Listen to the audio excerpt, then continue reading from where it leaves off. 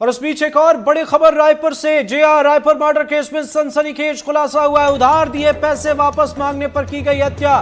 किशोर पैंकरा ने अंकित शिवानी को दिए थे 30 लाख रुपए। शेयर में पैसे लगाने के लिए दिए थे 30 लाख। किशोर के पैसे मांगने पर दंपत्ति ने हत्या की। शव ठिकाने लगाने में मदद करने वाले 2 अन्य की भी गिरफ्तारी की गई है। इंद्रप्रस्थ कॉलोनी में किराए के मकान में हुई हत्या। किशोर बार बार खाना लाने को कहता था और इससे भी अंकित और उसकी पत्नी शिवानी नाराज थे। हत्या के बाद दोनों आरोपी दिल्ली भाग गए थे। ट्रंक में मिली थी किशोर पैंकरा की लाश और इस मामले में 2 अन्य की भी गिरफ्तारी की गई है और दोनों मुख्य आरोपियों को दिल्ली से गिरफ्तार कर रायपुर लाया गया। तस्वीरें भी हम आपको दिखा रहे हैं। इस मामले में बड़ी जानकारी भी सामने आ रही है। बड़ी जानकारी है कि किशोर पैंकरा ने अंकित और शिवानी को 30 लाख रुपए दिए थे और शेयर में पैसे लगाने के लिए ये दिए थे और इसी मामले को लेकर यह विवाद बढ़ा।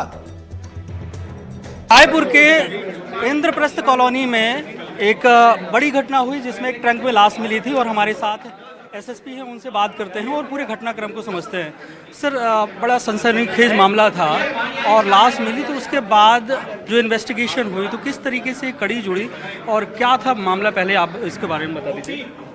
इसमें जैसा कि पता है आपको कि 23 तारीख को हम लोगों के सूचना मिली थी, जिसके तहत में इंद्रप्रस्थ कॉलोनी के पीछे सुनसान जगह पर एक 3 का जो बॉक्स था, जो पेटी था, उसके अंदर एक और ट्रॉली बैग था और ट्रॉली बैग के अंदर एक व्यक्ति का शव मिला था और वो भी पूरा अपना सीमेंट से समेटा हुआ था, उसके ऊपर ढका हुआ था सीमेंट से।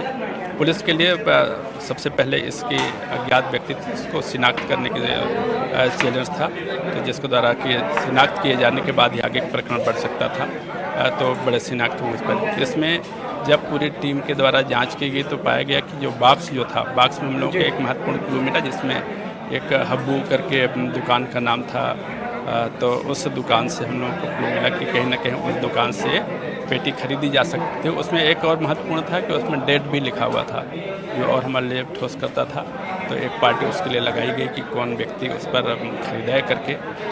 वहाँ आसपास के जब दुकान हम लोग को खोजने में दिक्कत है, दुकान मिला तो फिर हम लोग को उस वहाँ से पेटीएम से जानकारी पता मिल गया कि पेटीएम के द्वारा उसके पेमेंट किया गया है। 2 महिला पुरुष आए हुए थे, उनके द्वारा ख़रीदा गया है। आगे बढ़ने पर हम लोग द्वारा सीसीटीवी में कई फुटेज हम लोग को मिले, जिसमें एक संदिग्ध व्यक्ति का आना, उसके साथ में महिला का होना और पेटी खरीद करके एक ऑटो के माध्यम से उसको ले जाने, ये सब चीज़ें हम लोग के पास में।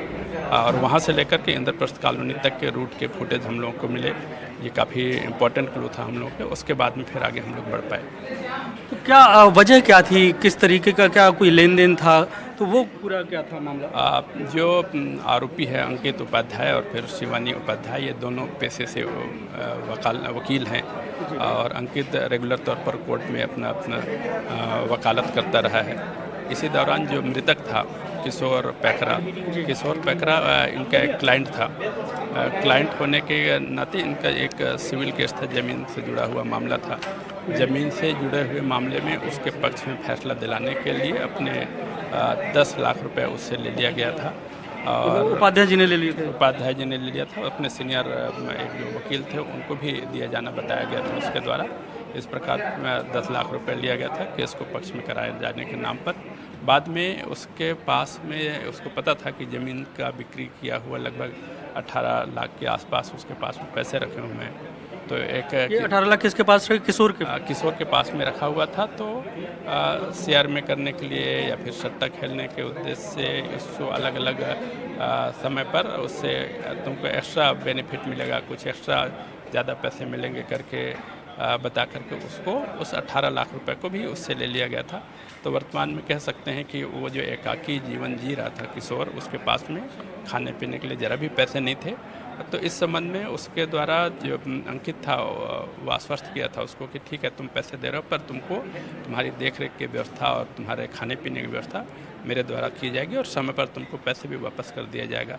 तो जब उसके मृतक के द्वारा अपने पैसे मांग की जाती थी कि अब मुझे पैसे दे दो, मैं जीवन यापन के लिए पैसे नहीं है, या फिर तो उसको थोड़ा थोड़ा खाना पानी देते रहता था, पर पैसे मांगने के उपरांत भी उसके द्वारा पैसे नहीं दिए गए।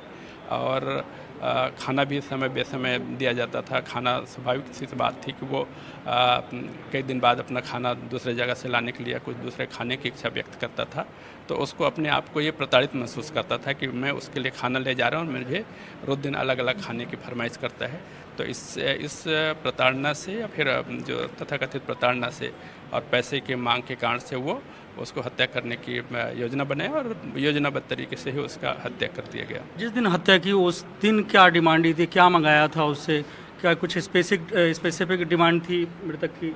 नहीं, वो जिस दिन हत्या किया वो इंस्टेंट रीजन नहीं था उस दिन का। उसके मन में कुछ दिन पहले से ही ये घर कर गया था कि उसको अलग अलग तरीके का अलग अलग जगह से खाना हाँ कि मतलब उसके अलग अलग दिन अलग अलग खाने की मांग करता था या 2-4 दिन बाद करता था, पर उसके मन में ये तय हो गया था कि इसको कैसे भी करके उसको मारना है। उसको ये भी लगता था कि अगर मैं इसको नहीं मारा तो या फिर उसको मैं छोड़ दूंगा तो कहीं ना कहीं जो उससे मैं पैसे लिया हूँ उसके विरुद्ध में रिपोर्ट दर्ज कराएगा और उसको हो सकता है कि जेल जाना पड़े, ये भी एक उसको डर लगता था। तो उसको न करना पड़े करके उसको हत्या करने की योजनाबद्ध तरीके से क्या सभी लोग गिरफ्तार हो चुके हैं इस? हाँ, उसमें मुख्य तौर पर हत्या करने के लिए वो और उसकी पत्नी दोनों के द्वारा जो किराए के मकान ले जा कर के वहाँ उसको शिफ्ट कर करके गला दबा करके चाकू से वार करके हत्या किया गया। और जब इस डेड बॉडी को ठिकाने लगाने की बात आई तो अपने परिचित 2 लोग हैं उनको बुला करके उसको पूरे ट्राली उसको बॉक्स को नीचे लाने और नीचे लाने के बाद गाड़ी में डालने, गाड़ी के लेने के बाद में ठिकाने तक ले जाने, उतारने, फेंकने में और सहयोग किया गया। इस प्रकार से कुल 4 आरोपी हैं, चारों को गिरफ्तार कर लिए गए। इस मामले के जो 4 आरोपी थे उन चारों आरोपी की गिरफ्तारी की जा चुकी है। और जो किशोर पैकरा का जो पूरा मामला है, तो ये पूरा मामला लेन देन का था, पैसा उधारी दी गई और उसके बाद जब वो लगातार उनसे पैसे की मांग कर रहा था और पैसे जो उधार लिए थे उसके साथ साथ किशोर पैकरा उनसे हर दिन कुछ ना कुछ खाना मंगाने की डिमांड करता था, जिससे तंग आकर जो आरोपी उन्होंने कहा कि वो उसके बार बार इस तरीके के मांगने की वजह से वो तंग आए और उन्होंने योजना बनाई कि उसे रास्ते से किस तरीके से हटाया जाए और हत्या कर दी। अब हत्या की तो उसके बाद पुलिस ने इस पूरे मामले को पर्दाफाश करते हुए हत्या के जो 2 आरोपी हैं और उनके 2 सहयोगी हैं उन्हें गिरफ्तार कर लिया है। रायपुर से कैमरा पर्सन प्रवीण साहू के साथ जुल्फिकार अली, NDTV।